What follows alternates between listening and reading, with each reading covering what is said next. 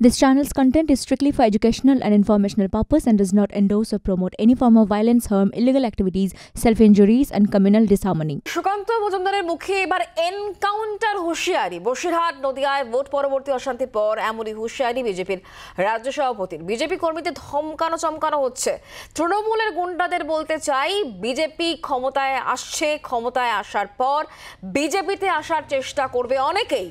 বিজেপিতে এলেও বাঁচবেন না, প্রয়োজনে উত্তরপ্রদেশ ট্রিটমেন্ট হবে, পুরো এনকাউন্টার হবে বলে হুঁশিয়ারি দিয়েছেন বিজেপির রাজ্য সভাপতি সুকান্ত মজুমদার। ভোট পরবর্তী হিংসা বসিরহাটে শুরু হয়ে গেছে, নদিয়াতে শুরু হয়েছে, দক্ষিণ কলকাতা অর্থাৎ কলকাতার প্রাণকেন্দ্র সেই জায়গায়, সেখানে আমাদের কর্মীদের মাথা ফাটানো, চমকানো এগুলো শুরু হয়েছে। কারণ তৃণমূল কংগ্রেস বুঝতে পেরেছে তাদের সময় আসন্ন। আমি কিন্তু পরিষ্কার এই গুন্ডা মস্তানদের বলে দিতে চাই যে বিজেপি ক্ষমতায় আসছে এবং বিজেপি ক্ষমতায় আসার পর বিজেপির কোনো নেতাকে ধরে, বিজেপির পতাকা ধরে, ঝান্ডা ধরে বিজেপিতে আসলে পরেও কিন্তু বাঁচবেন না। উত্তরপ্রদেশ ট্রিটমেন্ট হবে, পুরো এনকাউন্টার হবে।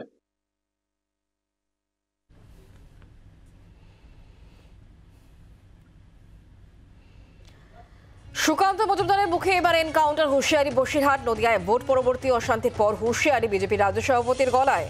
তিনি বলছেন বিজেপি কর্মীদের ধমকানো চমকানো হচ্ছে, এমনটাই তার অভিযোগ। তৃণমূল কংগ্রেসের তরফ থেকে জয়প্রকাশ মজুমদার এর পাল্টা কি বলেছেন শোনাবো।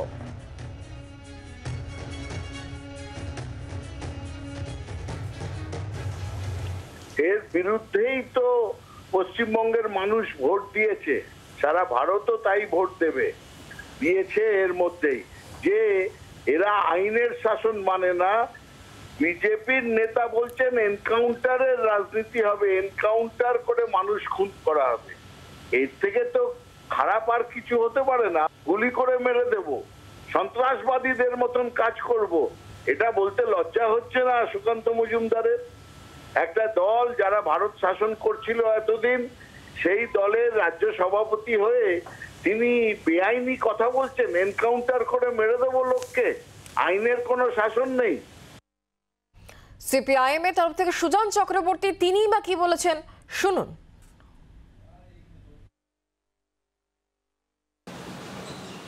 বিজেপির রাজ্য সভাপতি অগণতান্ত্রিক মনোভাবেই চলেন, যেমন তৃণমূল চলে। তিনি বলেছেন যোগী রাজ্যের মতো এনকাউন্টার করতে হবে। এনকাউন্টার গণতন্ত্র সম্মত নয়, অসভ্যতা, সংবিধান সম্মত নয় বটেই, এটা মানুষের জীবনকে ধ্বংস করার ব্যবস্থা। ভোট লুট করে অথবা নির্বাচনী হামলা করে যেভাবে মানুষকে আক্রমণ করা হয়, এনকাউন্টার আর একটা আক্রমণ। ফলে তৃণমূলের ভঙ্গি আর বিজেপির ভঙ্গিটা এক। যোগী রাজ্য সমাধান করতে পারেনি, সেখানকার মানুষের সংকট অনেক বেশি, কোনো সন্দেহ নেই। দেখেছেন আপনারা পরপর ঘটনায় রুচির লড়াইতে গণতন্ত্র পথ, গণতন্ত্রকে ধ্বংস করার এক পথে তৃণমূল চলবে, আর এক পথে বিজেপি চলবে। এটা হতে পারে না। গণতন্ত্রের পথটাই পথ, অন্য কোনো পথ হতে পারে না।